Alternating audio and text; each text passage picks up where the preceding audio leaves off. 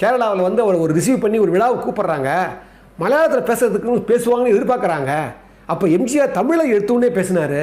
உடனே அவங்கெல்லாம் கேட்டாங்க, நீங்கள் தமிழில் பேசக்கூடாது, நீங்கள் மலையாளத்தை பேசுங்க. நாங்கள் இல்லை என்னை ஆளாக்கிற மொழி, என்னை வளர்த்த மொழி, என்னை வாழ வச்சுட்டு இருக்கிற மொழி, அதுக்கு நான் நன்றி உடனே இருக்கணும்னு சொல்லிட்டு தமிழில் பேசினார்னு இதை வந்து ஒரு கவிதையிலே வடிச்சிருக்கிறாரு திரு கவியரசு கண்ணதாசன் அவர்கள்.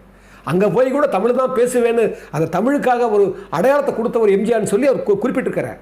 பாருங்கள், இதை சொல்கிறார் கே.பி. ராமகிருஷ்ணன். அவர் வந்து தமிழ் மொழி மேலே இவ்வளவு இருந்து கூட தன்னை வந்து வெறித்தனமாக காட்டிக்க மாட்டார்.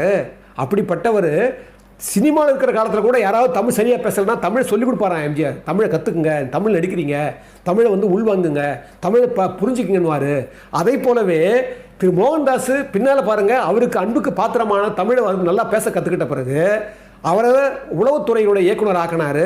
அது மட்டும் இல்லை, 1985 84 ஜெயிச்ச பிறகு